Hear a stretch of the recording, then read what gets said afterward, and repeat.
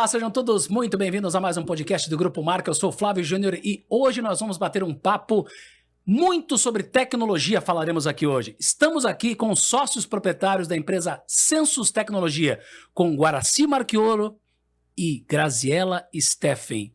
Quando que surgiu a Sensus Tecnologia? E obrigado por ter aceito o nosso convite. Sejam todos muito bem-vindos. Eu que agradeço, obrigado. Quando que surgiu? Posso começar? Sim, essa parte é tua, né? Tu que A história, começou. eu quero que tu conte pra gente, Guaraci, a história da Sensus Tecnologia. Para você que não conhece a Sensus Tecnologia, já vou pedir para você seguir no Instagram, @Sensus Tecnologia. Sensus com U, tá bom? Sensus Tecnologia, tudo junto lá no Instagram. E o Guaraci e a Graziela estão aqui para contar a história dessa empresa que traz a tecnologia no seu tempo. Esse é o slogan que tá lá no Instagram. Então eu quero que você explique um pouco pra gente, um pouco mais sobre a empresa. A Sensus a ideia dela começou em 2010, que foi quando a gente trabalhava na DataSul, antiga DataSul. A época da venda, que a TOTS comprou a DataSul ali, a gente saiu e resolveu montar e empreender. Caímos no universo do empreendedorismo, né? Vamos ficar rico, aquele sonho. E ali saiu, sem experiência, sem saber o que é empreender, sem ter noção nenhuma de empresa, contabilidade, financeiro. Foi o teu primeiro CNPJ aberto?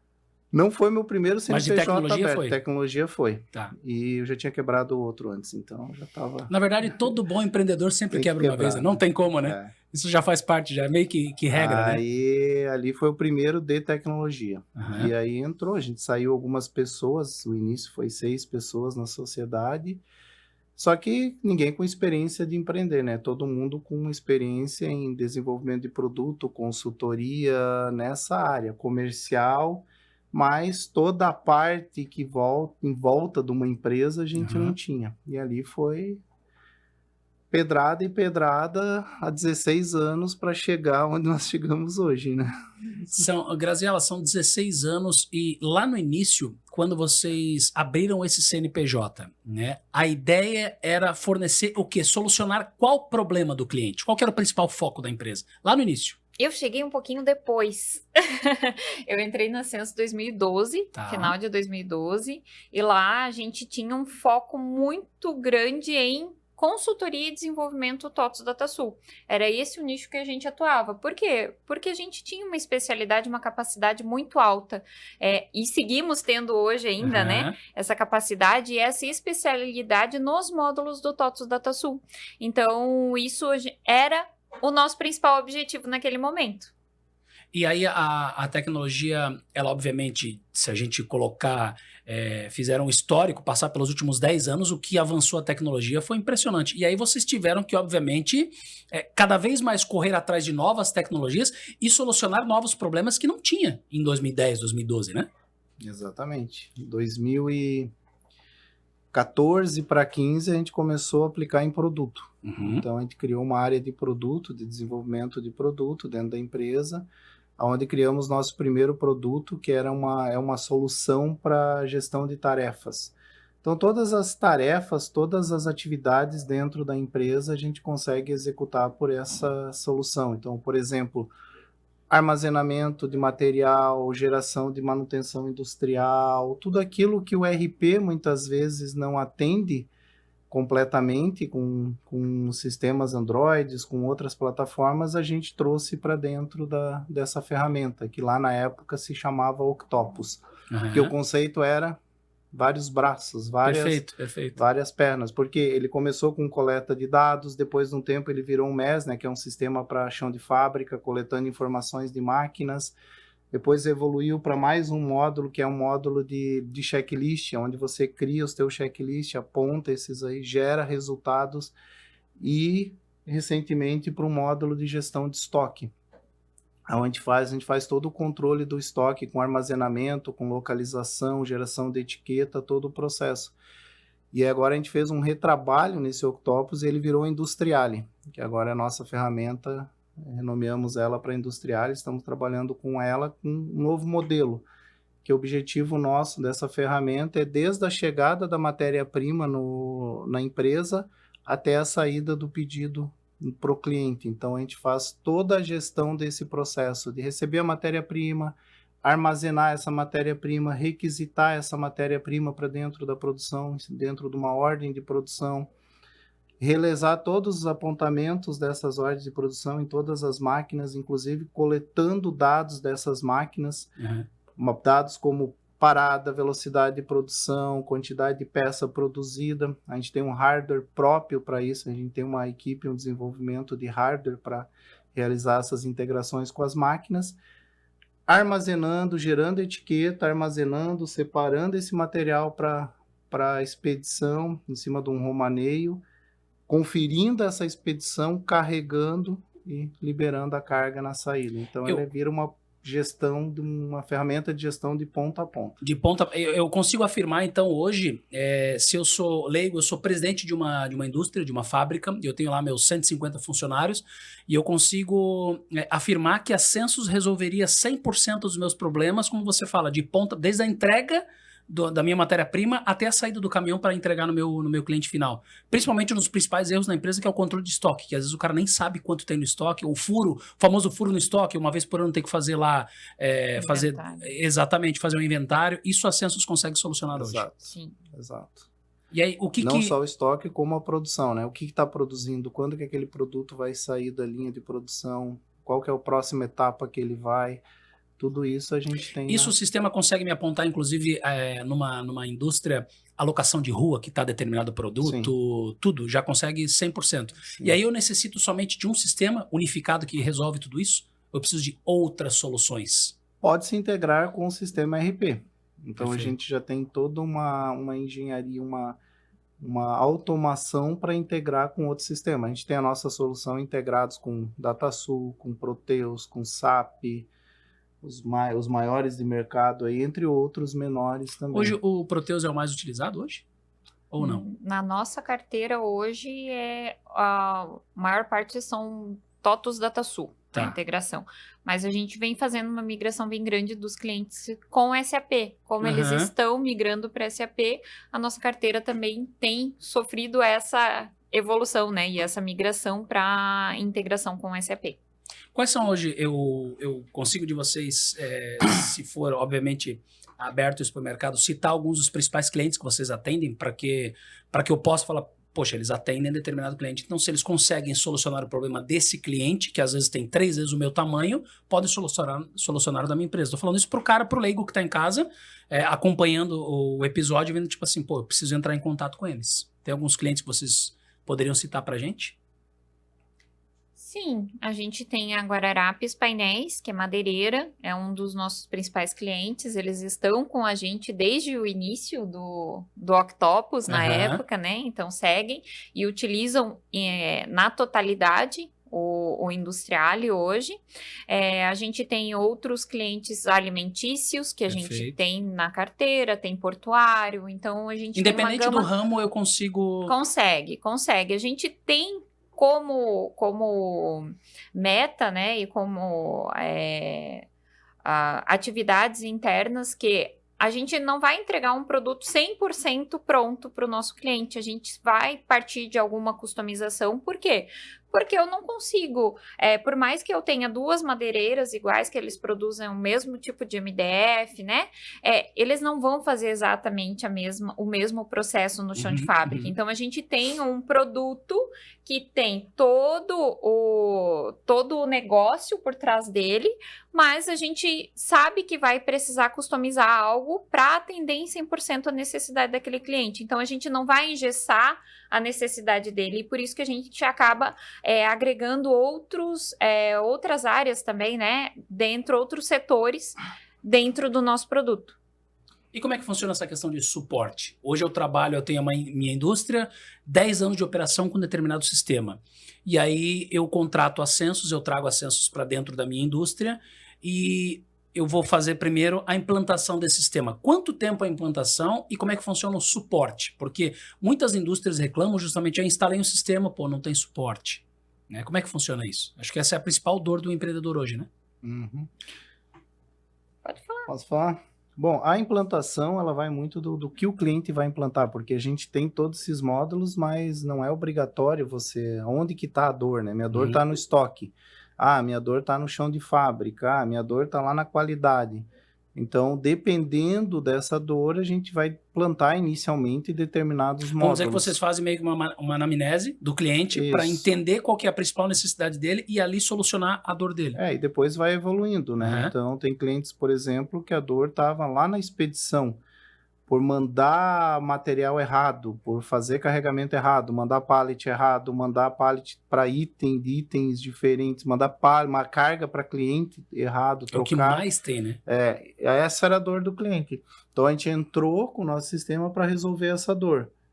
A dor resolvida, ela vai migrar para outro ponto. Então, ela migrou para o depósito, porque agora para separar o material estava travado. Perfeito. Então, vamos trabalhar no estoque, no depósito. Resolver o problema do armazenamento dele, do acabado, a produção não está vindo com os dados corretos, não está imprimindo etiqueta. Então, a gente vai trabalhando dentro desses pontos de dores do cliente.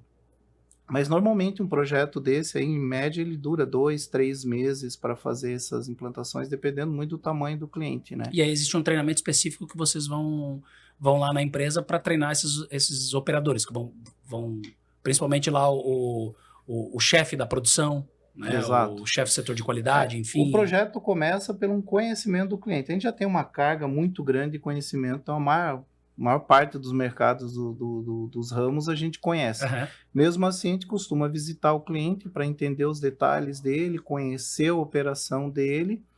A partir disso, a gente elabora uma proposta, caso tenha customização, caso tenha alguma necessidade específica. Aprovando essa proposta, é feita a validação desse escopo com os usuários chaves, né, para ter a validação do operacional e não só o lado comercial. E aí começa a capacitação, treinamento, é feito todo o processo de treinamento, entra em produção, né, faz o famoso Go Live, e a gente acompanha esse processo de produção. Depois disso, tem a equipe de suporte, né? E é isso. Aí o cliente pode acionar o suporte para tirar dúvida, para resolver problemas, muitas questões, dúvidas de integração com outro sistema. Perfeito. Não está funcionando, parou. Aí ele aciona o nosso suporte e o suporte auxilia nesse dia a dia aí. Tem alguma particularidade que vocês pegam constantemente nas indústrias ou nas empresas? Geralmente o principal problema do cara é o estoque. Ou então é os pallets que estão indo errado. Era para entregar 5 pallets para determinado cliente, foi 3 para um e 2 para outro. Chegou errado, retorna a mercadoria. Como que eu volto isso para o meu estoque? Qual que é a principal? Tem alguma particularidade ou não? Tem N problemas que vocês têm que ficar solucionando todos os dias? É bastante, né? Tem bastante problema. Assim, o estoque acaba sendo a maior dor porque é onde aparece, né? Eu preciso separar aquele material. Aqui dentro do meu ERP diz que eu tenho material. Aí eu vou lá no físico, não tenho esse material. Isso então, mesmo. acaba que eu pergunto isso porque eu atendo uma empresa hoje que tem 9 milhões em estoque. Certo? E aí os caras vão olhar no sistema, tem 9 milhões. Você olha lá, você vai olhar na rua, vai lá, cara, mas não tem 9 milhões aqui. Onde é que está esse material? É isso aí. Isso é uma dor gigante. Né? Essa é uma das principais dores que a gente acaba atendendo. Mas como a gente tem esses outros braços que a gente atende, então dependendo do cliente, eu tenho o cliente que tem tudo, desde a entrada na matéria-prima, produção até a saída, e eu tenho o cliente que usa, por exemplo, só o manutenção industrial, só a coleta de dados para a parte de manutenção industrial. Eu tenho o cliente que usa só para manutenção de frota. Eu tenho o cliente que usa só para produção. Então, a gente tem essa flexibilidade em atender o cliente pontualmente naquela necessidade ou no todo. Ou num todo. Isso é bacana. Vocês conseguem atender, inclusive, na qualidade, que também tem um... Sim. Controle de qualidade também. Então, tu consegue... tanto o apontamento quanto o bloqueio daquele pallet para fazer o controle de qualidade, tudo isso a gente faz. Tem alguns clientes que eles recebem algumas especificações de determinado cliente que ele vai atender, né? E aí vocês têm que fazer essa adaptação também. Como é que funciona isso? Informar para a produção o que precisa. Isso, exemplo, tá? Eu sou uma grande indústria e eu vou atender determinado CNPJ, que é um grande no Brasil, né? Um home center, vamos dizer assim, né? Então, sei lá, eu tenho uma fábrica de telhas, vou jogar aqui, né? Eu tenho uma fábrica de telhas e eu preciso atender a Leroy Merlin, certo? Né? E aí, só que para atender a Leroy Merlin, tem algumas particularidades que somente eles pedem. Eu consigo solicitar isso para vocês para adaptar, ter essa adaptação para atender só esse determinado cliente, que pode ser uma fatia de, quem sabe, aí, um 20% do meu faturamento? Sim. Sim, E aí com vocês... certeza. Aí como é que funciona isso? Vocês vão estudar, integrar o sistema deles com o sistema da Leroy Merlin? Como é que funciona essa... Aí vai dependendo de projeto, né? Cada um tem uma... A gente tem, por exemplo, um cliente que ele tem que imprimir uma etiqueta. Essa etiqueta é baseada em dados do cliente dele. Então, a gente acessa o sistema do cliente, busca os dados e imprime a etiqueta.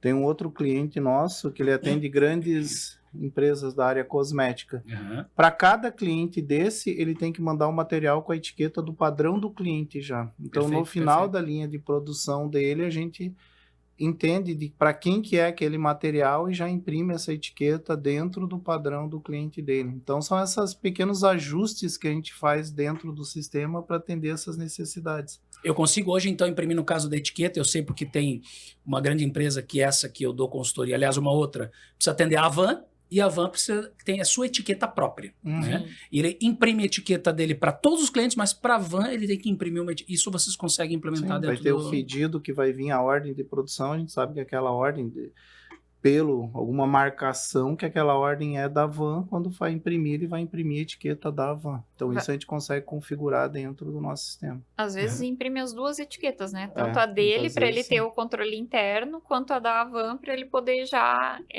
enviar no padrão do cliente. Perfeito. O que mudou de 2000 assim que vocês fizeram essa troca? Primeiro, por que da troca do nome, né? De Octopus para Industriale? Porque a gente incorporou essa parte do hardware, né? Perfeito. A gente não tinha isso, a gente usava hardware do mercado. A gente incorporou essa parte do hardware que veio de uma outra empresa. Essa foi a principal mudança de Octopus para Industriale. Foi essa e uma mudança de comportamento, de posicionamento também do mercado, na maneira que a gente atendia sempre grandes empresas. E agora a gente está abrindo o mercado para atender pequenas e médias também. Então, isso é bacana citar. Então, não significa que a Census atende somente grandes empresas. Hoje consegue atender o cara que tem, às vezes, o faturamento o quê? 1 milhão ano? Consegue atender esse cara? 1 milhão ano, não diria. Porque daí é muito pequeno, né? Vamos dizer pequeno. assim. Vou dizer assim, hoje uma empresa, ela tem que... Uns 10, 12 milhões ano? Uns 10, 12 milhões daria anos. 1 milhão mês, 80, mais ou menos. Eu costumo falar assim, uma empresa que tem ali 50, 80 funcionários para cima, porque daí... Perfeito. Nesse nível, a gente já sabe que essa empresa já começa a ter problema de estoque, porque para ter esse número de funcionários, ela já tem uma estrutura grande, ela já tem problema de estoque, ela já tem problema de gestão da linha de produção dela. Processo mesmo, né? O processo acaba ficando na cabeça de e daí eu não posso ter isso na cabeça de uma pessoa. Eu preciso que as pessoas repliquem aquela informação e as coisas continuem, mesmo que esteja de férias, né? E aí, quando a gente tem uma empresa já um pouco mais estruturada, a gente consegue colocar o sistema a trabalhar de uma maneira mais fluida. E o engraçado é que muitas empresas pequenas, né? Não pequenas, mas vamos lá, né, pelo tamanho de cliente que vocês atendem, mas empresas que têm às vezes um faturamento de 500, 600 mil mês, ele já vem com esse problema recorrente, né? De estoque, já tem... Vocês pensam em fazer algo para esse tipo de cliente também? Migrar alguma coisa? Ou a Census ainda não pensa em navegar nessa área? Porque hoje eu vejo que todo mundo quer ser... No Brasil mudou muito, né? Todo mundo quer empreender. Ninguém mais quer ser o funcionário seletista. Exato. Quer abrir o seu CNPJ e empreender. E aí começa com a pequena fábrica, daqui a pouco tem 10 funcionários, 15, 50 funcionários, mas ainda ele não fatura 1 milhão mês, ele está faturando 500 mil. Mas ele já tem um problema que é de grandes indústrias. A Census pensa nisso ou ainda não? Ou quem sabe isso é um plano futuro? É o que a gente está trabalhando hoje, né? A gente está descendo das grandes empresas... Que virou necessidade, né? Para as menores, porque é onde está o grande volume também, né? O grande volume das empresas não são as grandes, são as pequenas e as médias, né? E não são tão assistidas, né? Porque as empresas desse nível de sistema procuram sempre as grandes, né? Um ticket médio mais alto, um valor de investimento mais alto, e a gente está olhando agora um pouco mais esse mercado mais... abaixo ali, né? Pequenas, médias empresas, que é uma das coisas que uma constatação que a gente fez foi, essas empresas, quando elas crescem, elas investem muito em máquina, para aumentar a produção, para ter ganho produtivo. E muitas vezes não precisa investir em máquina. Muitas vezes ela tem a capacidade produtiva, só que não está utilizando. Mas aqui a gente utiliza 100% da capacidade, a máquina está ligada, mas essa máquina está produzindo dentro da performance que ela tinha que produzir? ou tu está perdendo performance, está produzindo uma velocidade abaixo. O operador está trabalhando com 2, 3 máquinas ao mesmo tempo, deixa uma numa velocidade um pouco mais baixa, ali 50%, as máquinas, para conseguir atender esses 3 níveis. Então, para quem está na gestão, olha isso e fala, não, eu estou produzindo, todas as 3 estão produzindo. Só que você está perdendo produtividade ali dentro. Então, eu vou investir e colocar uma 4ª máquina, uma 5ª máquina. Depois de todo esse investimento, o ROI não aparece. Perfeito. Porque o problema não é a máquina, o problema é a maneira com que essa máquina está usando. Então, uma das coisas que a gente busca muito é trazer esse dado para dentro da gestão, para dentro do dono, muitas vezes, dependendo do tamanho, uma tela no monitor que ele vai poder acompanhar em tempo real tudo o que está acontecendo dentro da empresa dele, né? E até tomar decisões, né? E aí a gente, falando de produção, a gente entra muito nos indicadores de produtividade, qualidade, eficiência, OE. Então isso traz um cenário que aí tem uma parte cultural até, né? Para esse nível de empresa menor, muitas vezes os conceitos não estão ainda cravados ali no DNA. Sim. Então tem que trabalhar essa parte educacional também. Às vezes tem aquele negócio, o empreendedor parece que tem um pouco a cabeça um pouco fechada. Não, aqui isso não funciona. Tem muito disso, né? Não, isso aqui não dá certo, eu já tentei. De que maneira já tentou? Ainda não é o momento. Né? Sendo que, e aí ele pensa exatamente isso. Não, hoje eu faturo 700 mil.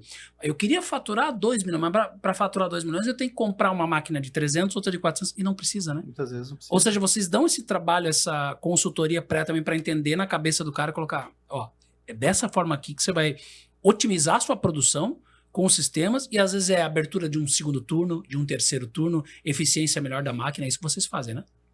Isso acaba vindo de consequência da atividade, né? Vai de bônus, né? Porque é o nosso conhecimento que vai dando esse respaldo de tudo que a gente vai fazer lá dentro do cliente. E o funcionário, às vezes, também, ele pode, vamos dizer assim, maquiar o processo, vamos dizer assim, né? Sim. Um dos principais pontos que a gente vê quando implanta um MES, que acaba trazendo a questão dos indicadores de produtividade, né, disponibilidade, é o gestor dizer, não, a minha máquina está disponível 90%, está produzindo sei lá quantos por cento, e aí a gente bota o sistema para rodar e apresenta para ele, a tua disponibilidade é 50%, a tua produtividade é 40 e tantos por cento. Não, tá errado, os números estão errados, a gente tem que avaliar de novo. Acaba acontecendo. Justamente por isso, porque quando tu faz isso manual, tu vai descontando. Tu não consegue captar aquele tempo do cafezinho do operador. Perfeito. Não consegue captar o tempo que ele se desloca para ir no banheiro. Na manutenção, a gente pensa que a gente tem como cálculo 30% de perda do tempo do manutentor, que é o tempo de deslocamento dele dentro de fábrica. Então, ele precisa fazer uma manutenção numa máquina, ele vai até na máquina, depois ele tem que ir até no almoxarifado para buscar o item que ele precisa para corrigir aquela máquina, ele tem que ir até na manutenção para poder fazer a solicitação no sistema. Então, todas essas perdas... Nesse meio tempo, ele tomou um cafezinho, conversou com 2, 3, foi no banheiro, tomou uma água. Então, tudo isso acaba que fica mascarado dentro dos cálculos quando tu faz manual, né? Não aparece isso para gestão. E quando a gente começa a colocar isso na ponta do lápis e o sistema começa a apresentar essas informações, tudo isso passa a ser mais visualizado e se busca o motivo daquela disponibilidade mais baixa, da produtividade que não está alcançando o objetivo, como é que eu vou fazer, qual é o meu plano de ação para poder chegar no objetivo da empresa, né? E tudo isso passa a ser avaliado junto com a gente, porque eles vêm trazer para nós e buscar essas respostas, e às vezes a resposta não está conosco, né? Sim. Tá com a própria equipe. E aí, nisso, a gente vai entrando cada vez mais dentro do mundo do cliente. Nosso papel é fazer as perguntas sempre, né? Por que isso? Por que aquilo? E aí a pessoa... Com as melhores perguntas, você tem as melhores respostas. Ali dentro as respostas saem. Porque a resposta tá dentro da empresa. A resposta nunca tá na consultoria, nunca tá no sistema. Concordo, tá 100%. Dentro da empresa. Concordo 100%. Aí muitas vezes precisa alguém de fora só fazer a pergunta certa para despertar aquele ponto ali que estava... Porque na cabeça do empresário, ele não está ali no chão de fábrica. Alguns até participam um pouco, mas ele tem a resposta do chefe da produção, né? Que tem a resposta lá do operador de máquina. Então, assim, é um telefone sem fio. Quando chega na cabeça dele, ele diz assim, não, aqui não dá certo. Aqui não dá, não, eu já tenho 100% da minha operação, não tem como eu... E aí, no final do mês, ele acaba até pagando hora extra a mais, sobe às vezes 15%, 20% na folha salarial dele, pagando a mais, sendo que vocês poderiam solucionar isso com o sistema, né? Só que botar isso na cabeça do empresário é difícil, né, É cultural, né? Implantar um sistema para resolver um problema dentro de uma empresa, e aí é qualquer sistema. Ele não vai resolver o problema. Porque o sistema, por si só, ele é só uma ferramenta. O que vai resolver o problema é ter o sistema e ter cultura para resolver esse problema. Então, tem muitas empresas que a gente sabe que, vamos dizer assim, a gente foge da empresa durante a conversa comercial, porque a gente sabe que o sistema não vai executar lá dentro, não vai trazer ganhos. Por quê? Não tem cultura. A empresa não tem a cultura de crescimento, de melhoria. Então, e aí você conversa ali, você vê que vai ter um bloqueio. E o sistema ele é uma ferramenta, então quem vai utilizar essa ferramenta tem que estar disposto a sempre ir melhorando, né? Sim, e disposto a... Porque é aquela frase, né? Toda mudança gera um desconforto. Vai ter um desconforto no começo, né? E vocês, então, com essa anamnese na empresa, chegam e falam, não, aqui não tem nem como implementar, porque, infelizmente, a cultura da empresa que não é de crescimento. Qualquer coisa eles vão apontar falhas, né? Teve um case nosso que é uma empresa já 40, 50 anos de mercado ali de Curitiba, todo no papel, todo na caneta ali, pegava peso de balança, marcava tudo no papel. É um negócio arcaico. Isso ia para o PCP apontava tudo dentro do RP. E uma cultura, operadores de anos de empresa, então é aquele processo assim que você olha e fala, aqui tem tudo para dar errado.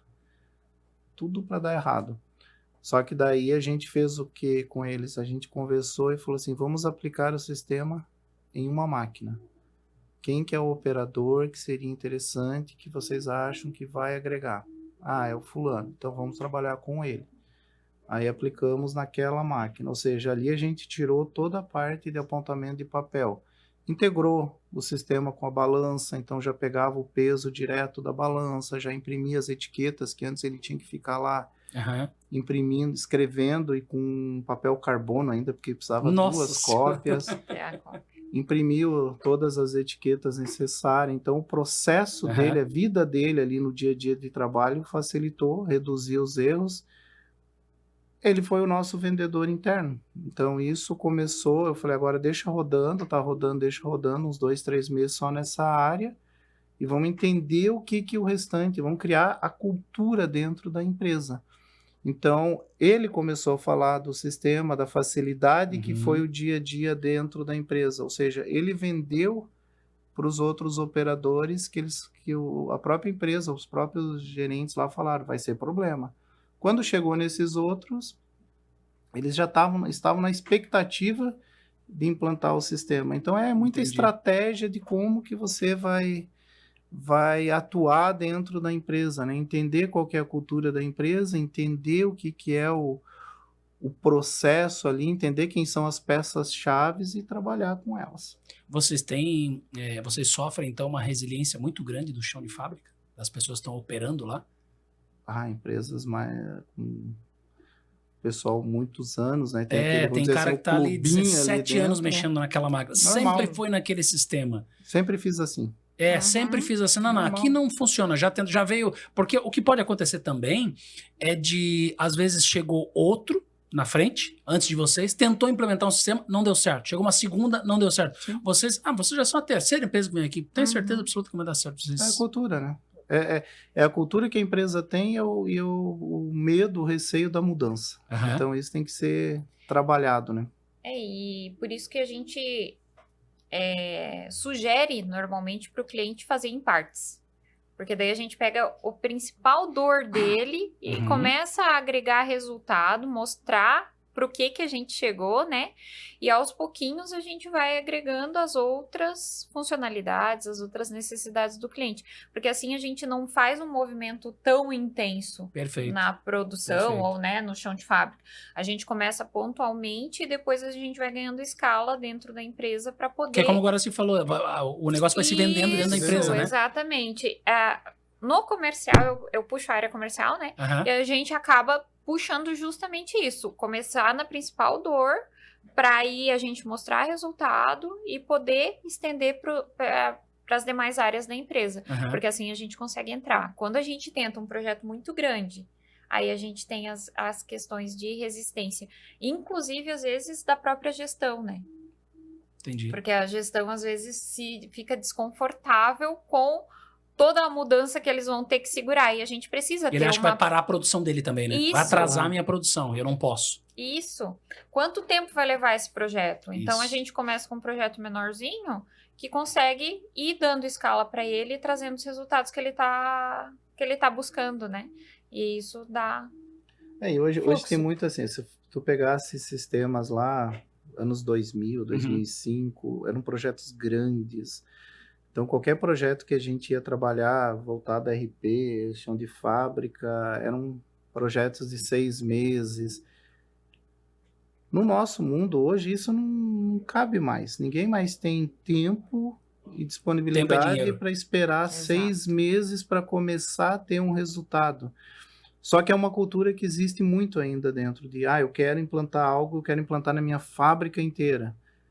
E aí gera-se 6 meses, aí a tua fábrica muda nesse período, o projeto que está andando vai sofrer mudanças, então é uma eterna luta. Os próprios clientes dessa fábrica, né? Eles mudaram. Então, o que a gente sempre preza é, cara, vamos trabalhar com agilidade, é quebrar esse projeto em várias etapas. Muitas vezes o projeto não dura 6 meses, muitas vezes o projeto dura 1 ano. Mas é 1 ano que as coisas vêm acontecendo rapidamente, né? O tempo dos 6 meses, que era o projeto inteiro, não ia durar 6 meses, ia expandir, ia ficar 2 anos e talvez nunca termine. Sim. Esse projeto a gente faz ele em várias etapas, ele acaba durando 1 ano, mas o resultado acaba aparecendo mais rápido, porque na primeira máquina já entra em 1 semana, já está rodando, já está me gerando números. Ok, estabilizou isso. Essa é a principal sugestão que vocês dão para o cliente. Estabilizou que ele isso. chega, eu quero contratar vocês, gostei, eu preciso mudar isso aqui, que isso aqui está... Não atacando as dores, vamos indo pelo processo. Aos poucos. E assim o cliente vai entendendo, a empresa vai entendendo o que o produto faz, o que o produto executa e o que ela pode agregar na sequência, né? Então não fica aquele negócio engessado de um projeto grande. Tem um cliente... que até a Grazi citou antes, a gente começou resolvendo um problema dele, que era na saída. Era pesar a carga dele, o romaneio que estava saindo no caminhão e cruzar contra a nota fiscal, para ver se estava tendo variação de peso. Perfeito. Porque ele mandava material errado, ou colocava um pallet a mais por N fatores ali dentro, e tudo isso a gente começou a validar. E depois a gente foi evoluindo no processo dele, que agora a gente chegou numa escala que a movimentação de material dentro da empresa dele é toda feita com RFID, tudo com etiqueta. Então ele não tem mais nem o coletor de dados, né? A própria empilhadeira já tem as antenas, coleta a informação, registra a localização, para o caminhão, carrega, ele tem as antenas que confere tudo que está dentro do caminhão. É muito mais difícil de acontecer um erro, né? É muito mais difícil de acontecer um erro, só que se tu sai do papel para chegar nesse nível num degrau só, não vai acontecer, porque aqui tem toda uma evolução de cultura, da empresa se enquadrar. Então esse processo de sair do papel, chegar nesse ponto, foram 11 anos. 11 anos quase de trabalho com essa empresa, sempre evoluindo. Entregou, tirou o papel, agora colocou toda... Até implementar 100% da empresa. Aí ele foi avançando, ele foi evoluindo. Agora, esse processo com coletor, para mim, não dá mais, porque o meu tamanho, isso está impactando. Então, vamos para outra tecnologia. Então, a gente foi fazendo esse processo com ele. E o que é bacana da gente comentar também sobre esse cliente e sobre o nosso produto, né? O industrial, ele trabalha de maneira offline também. Então, quando eu tenho sombra, né? No meu estoque eu tenho sombra, áreas de sombra, eu consigo seguir utilizando o coletor de dados, ele vai seguir fazendo as coletas das informações, vai seguir fazendo as movimentações.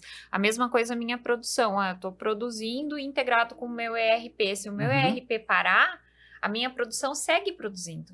Eu não tenho essa quebra, né, das informações. E aí, quando retorna o ERP ou quando retorna a minha comunicação com a internet, ele faz toda essa sincronização das informações. Então, isso também traz... Mesmo que nesse tempo ficou ali off, depois ele sincroniza sem problema algum. 1 hora, 2 horas, independente. A integração com o ERP, por exemplo, a gente depende de itens de estoque. Eu ter estoque do meu item. E se eu ficar um final de semana sem o estoque, eu vou parar de produzir? Não, eu não vou parar de produzir. Sim. Com o industrial, a gente vai ficar mantendo toda essa informação dentro da base e no momento que eu der entrada naquele item do estoque, ele vai sincronizar e fazer todas as movimentações dentro do ERP, dando a baixa, fazendo as produções, né, colocando o item de novo no estoque correto, na expedição. Então, tudo vai ficar atualizado, independente de eu ter que ter uma pessoa lá para digitar. Perfeito. Né? Que é o tempo que justamente a gente traz como slogan. Vocês, a tecnologia no seu tempo, né? É isso mesmo. E é legal porque vocês vão parar com esse negócio, tipo, se tem um dia que é tenso numa fábrica, é o dia do inventário, né? Para tudo, meu Deus, amanhã tem inventário, porque ninguém sabe o que vai encontrar lá na frente. E aí isso, de certa forma, é uma carta na manga até para a questão de venda de vocês. Não, peraí, o teu inventário não vai mais ser aquele bicho de 7 cabeças. E tu sabe que a gente tem um case bem interessante, que é uma empresa alimentícia, que quando a gente implementou o sistema, eles tinham um inventário a cada 2, 3 meses. Até por conta de auditoria que eles sofrem por ser alimentício. E hoje, eles quase que aboliram o inventário. Caramba, porque o legal. Sistema, ele roda tão bonitinho, né? Fica tão ajustadinho, que eles fazem inventário uma vez por ano. Não precisa mais ter aquela loucura de parar tudo, fazer inventário 2, 3 dias para poder atualizar o sistema. Isso para o empresário é horrível, né? Amanhã eu tenho que parar tudo, ou então eu tenho que pagar hora extra para o funcionário para vir aqui no sábado, no domingo, porque vai ter o inventário. E se tu trabalha 24/7? Isso. Como é que tu faz para parar? Fazer, né? Então, agora, com a nossa solução, tudo que a gente fez dentro do cliente, ele conseguiu quase que abolir o inventário dele. Ele tem um inventário por ano para validar se realmente o que está lá é o que está. Ele, claro, tem todas as regras, né? Tira da expedição, coloca num compartimento lá de pré-picking para poder ter todo o controle, mas eles conseguiram minimizar esse impacto de inventários. Será que vai existir algum dia um mundo perfeito de nunca precisar fazer inventário? Com RFID, talvez. Será? Vai ter acurácia, né? Você consegue reduzir bastante. 98%, 95%, até mais de acurácia de estoque, mas o erro sempre vai ter, né? Aquele erro mínimo tem. Só que tem situações ali de inventários, vamos dizer assim, 50% do estoque errado, né? Isso não dá, né? Porque isso aí cai direto na contabilidade, no resultado da empresa, né? Isso mesmo. Então, existe hoje uma margem segura de erro de estoque ou não? Ou depende do segmento? O que eu posso ter de furo aqui é no máximo 8%, 5%, 2%. O ideal é não ter furo nenhum. O ideal é ter furo nenhum, né? Mas o pessoal fala 2%, 3% já estão comemorando, né? Dependendo do tamanho do estoque. Não, quando você fala, imagina, 50%, cara. Tem coisas... Essa empresa que eu atendo, o cara, como eu te falei, o cara olha no estoque, tem 9 milhões no sistema, né? Sim. Tem 9 milhões, você vai lá, cara, não tem 9 milhões, não tem 4 aqui. E muitas vezes esse falta de controle, as próprias pessoas que trabalham na empresa se aproveitam disso, né? Muitas vezes acontece. A gente já teve várias situações de cliente em que não tem o controle de estoque e o material simplesmente some. Isso. E como que vai comprovar? E porque descobrem depois, né? Tempos depois, então... Que é o que infelizmente acontece dentro das empresas. Não deveria, mas esse aqui, o estoque tá furado mesmo, se eu levar isso aqui embora, ninguém vai ver. Então... E quem não tem essa gestão, quem não tem esse controle, também o tempo de reação é muito maior, né? E às vezes, quando vocês vão fazer a implementação de um sistema, vocês também recomendam, cara, para eu implementar isso aqui, talvez necessite de uma pessoa específica a mais, contratar alguém a mais ou não? Sim. Para cuidar disso aqui. Perfil da pessoa, tudo isso influencia muito, né? Influencia muito também no perfil até do cara, do chefe de produção, chefe, o cara da máquina, que é aquela anamnese que vocês fazem com o proprietário da empresa, que vai passar por várias pessoas até chegar e falar, cara, com esse cara aqui não vai dar certo. Porque vai acontecer como eu falei para vocês aqui, do funcionário meio que boicotar o sistema de... Não, isso aqui não funciona. Isso aqui dá tudo errado. Pode ver, todo mundo tá dando certo, o meu não. Exato. Comum. Isso acontece, comum. inclusive, Com o RP, né? O próprio RP, a gente tem esse problema de, o usuário, ele não quer usar. Então, ele sempre vai dizer que o programa é quem tá com problema. Isso mesmo. O erro é do programa. Do programa. Nunca é o processo, ou nunca é a pessoa que tá fazendo ali. O erro tá sempre dentro do programa. Vem aqui que vocês fizeram errado. Então, isso aí, a gente tem muita ciência, né, dessa necessidade de estar alinhado com a pessoa que está lá recebendo o que a gente está passando. Essa é a famosa frase, né? O erro está atrás da pecinha do computador, né? Aquela pecinha ali que manuseia o computador. Hoje, Industrial é o principal produto de vocês? É um dos produtos, né? Um dos produtos? Um dos produtos. Quais são os outros Industrial, produtos? A gente tem essa equipe ainda forte de consultoria no RP DataSul, então atendemos grandes clientes, grandes corpores aí, nacional. A gente tem uma solução que a gente lançou no começo do ano de inteligência artificial, onde ela tem 2 focos principais, né? Um é justamente dentro do produto DataSul, a gente treinou agentes para auxiliar. Eu vi isso até num post no Instagram de vocês que tem agentes que é o... Como é que é o nome dos agentes? A Lia e o Roger. Lia e o Roger, exatamente. Então, né, essas figuras que vocês personificaram em 2 agentes, como é que funciona essa tecnologia? São agentes que a gente treinou em todo o produto do TOTS DataSul, né? Com todas as experiências, padrão, né? O produto padrão. Sim. Com a experiência que a gente tem de consultoria, os anos aí de trabalhando com consultoria, foram feitos treinamentos desses agentes visando resolver um grande problema que tem nas empresas hoje, que é o conhecimento desse RP. Então, ainda tem dezenas de empresas de tamanho médio, pequeno, grande, que utilizam RP, só que o público, os consultores já não tem tantos no mercado, então acaba gerando essa dificuldade de manter o sistema. Isso não é só para o DataSul, isso já está expandindo para quase todos os RPs. Então, a gente começou com o DataSul até por ter essa expertise, né? Então, treinamos esses agentes, o objetivo dele é o quê? É fazer a linha de frente do usuário. Do suporte. Tem uma dúvida. O que esse parâmetro faz na tela? Tem um parâmetro lá, se eu mudar ele vai acontecer o quê? Então, você pode printar a tela, marcar o parâmetro, mandar para o agente e perguntar.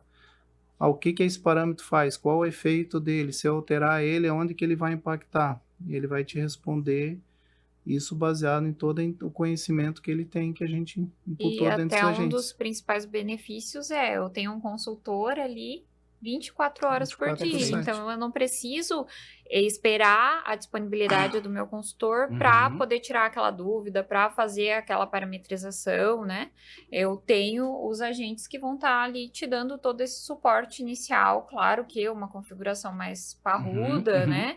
Precisa ainda do consultor, da inteligência humana para seguir. Mas o inicial, aquela dúvida pontual, a gente consegue tratar junto com Vamos dizer assim que, na verdade, vai chegar um momento em que o funcionário... liga pro pessoal do Ascenso. Não, deixa que o Roger ou a Lia resolvem. É mais ou menos isso? Isso aí. Exato, porque hoje a capacidade humana ela é finita, né? Sim, Quando a gente leva para a inteligência artificial, a gente consegue multiplicar essa capacidade. E aí, constantemente, vocês estão alimentando esses agentes. Sim.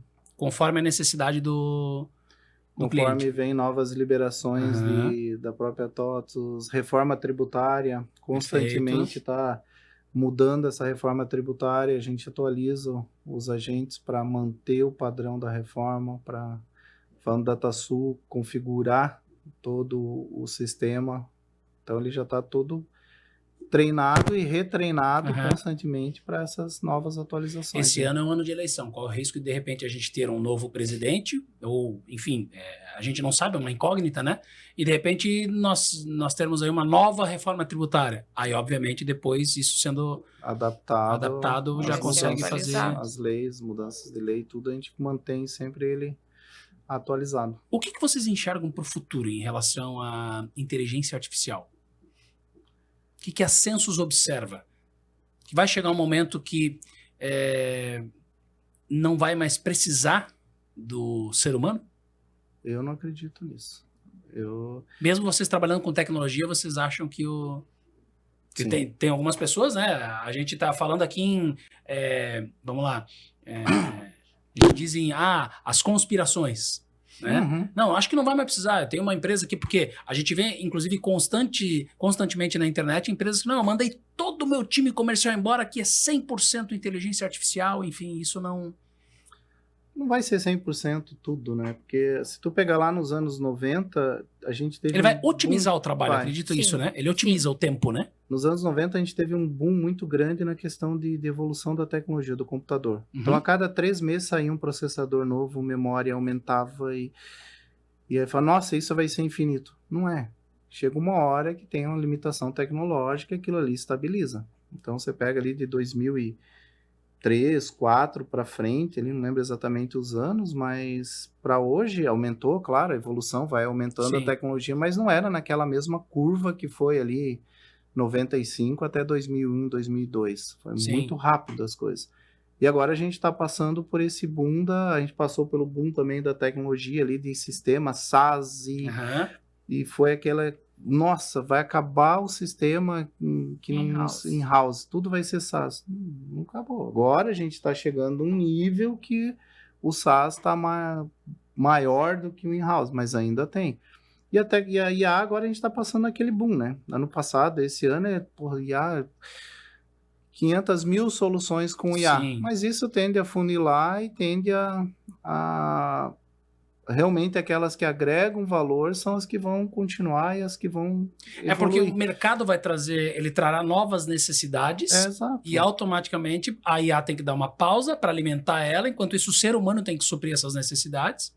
Né, para depois a IA ser alimentada. Vai acabar com o mercado, vai acabar com as profissões. Tem profissões que nunca vão acabar, né? Porque área médica, área enfermagem, essas... Agora tem outras, claro, ela vai facilitar muito, né? Análise de contrato na área de direito. A IA faz uma análise bem treinada, ela faz uma análise em segundos. A própria programação, vai matar o programador. Mas, na verdade, precisa de um mega programador para alimentar essa IA. Isso, independente, né? Tu vai ter que ter esse conhecimento humano para poder manter a IA atualizada e até para não... Alucinar.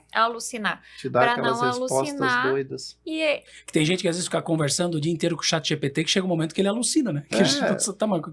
Às vezes tu faz uma pergunta que não tem todo o contexto e ela vai alucinar, porque ela não tá inserida naquele contexto que tu tá, né? E precisa ter a pessoa, precisa ter o ser humano ali para direcionar realmente até onde que vai esse conhecimento da AI, efetivamente. O ChatGPT, que nem eu falo, eu escutei já esse dia, ele é meu conselheiro. Eu falei, mas você treinou ele para isso? Primeiro, você tem a conta paga, que permite treinar, permite criar os agentes e...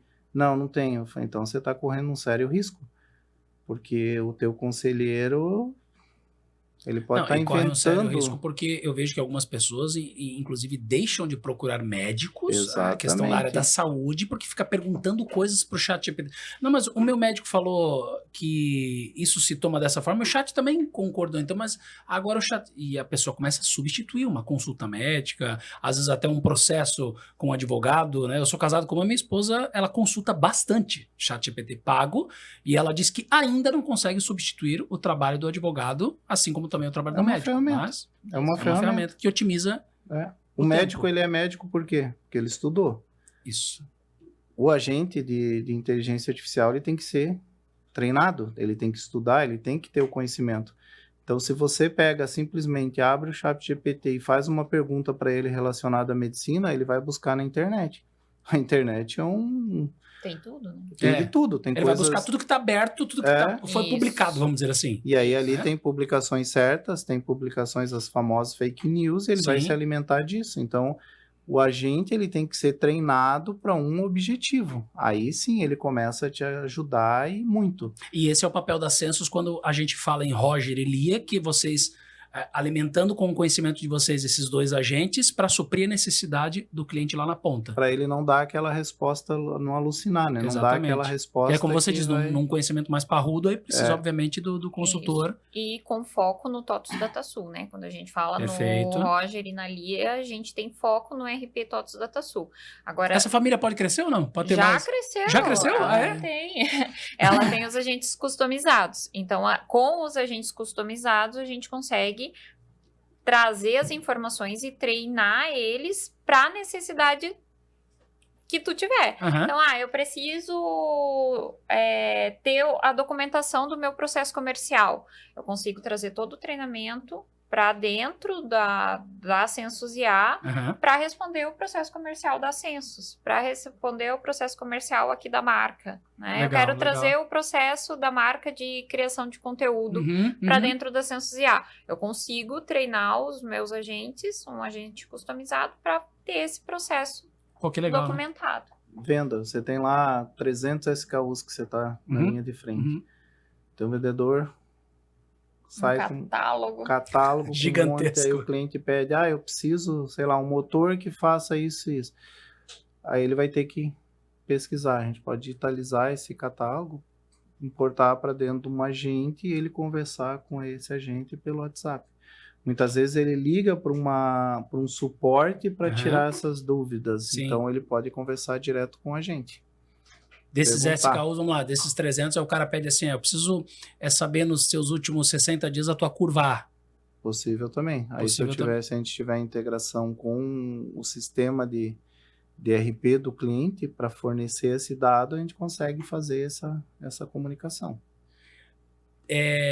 Para a gente finalizar o nosso papo aqui, falando de tecnologia, obviamente, o que vocês estão planejando na cabecinha de vocês dois, que ainda não se abriu para o mercado? A gente está pensando em criar determinado... Tem algum segredinho que vocês podem contar para a gente ou não? Que a Census está planejando alguma coisa? Não sei se para esse ano, mas para 2027 talvez a gente venha com determinada solução. Na parte do industrial, a gente está incorporando toda essa questão de IA agora. A gente vai começar a trabalhar com isso. Porque eu tenho os dados da empresa, em cima disso a gente pode começar a gente vai começar a treinar agentes para ele ser vamos dizer assim, o consultor dentro do sistema. Então tá ali, a máquina tá parando, essa máquina tá com essa característica, ela tende a quebrar. O teu estoque tá com baixa de um item, pela tua característica de movimentação, vai dar um rompimento em determinado produto. Então, esse é um estudo que a gente está fazendo para levar a inteligência artificial para dentro desse produto. Inclusive, fazer perguntas que nem você falou. Qual foi a produção do dia? Quanto que eu perdi de hora por máquina parada? Quanto ele poder interagir via WhatsApp, via próprio sistema com essa inteligência artificial, né? Ou seja, na verdade, a tecnologia favorecendo o nosso bolso. Facilitando, né? Vocês estarão agora presentes em uma feira, correto? Estaremos. Com outro produto nosso, que é o Entrega EPI.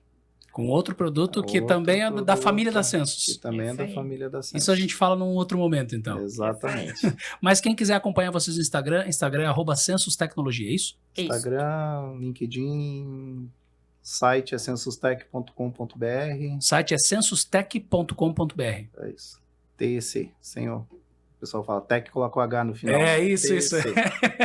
Vamos fazer, a gente vai fazer o seguinte, vai colocar na tela para você o site da Census, também o @ da Census Tecnologia, para seguir vocês também nas redes sociais, para entrar em contato com vocês também pode, né?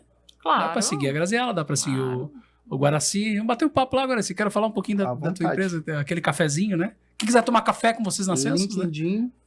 Eu respondo sempre. Instagram eu já não sou muito fã. Sou mais o LinkedIn. E você é mais o LinkedIn ou no Instagram? Tô nos dois, então pode chamar tanto no LinkedIn quanto no Instagram que eu respondo. Alguma coisa que nós não abordamos aqui que vocês gostariam de destacar para o cliente? Ou conseguimos, para o cara que está em casa, o leigo, falar, cara, eu preciso entrar em contato com eles?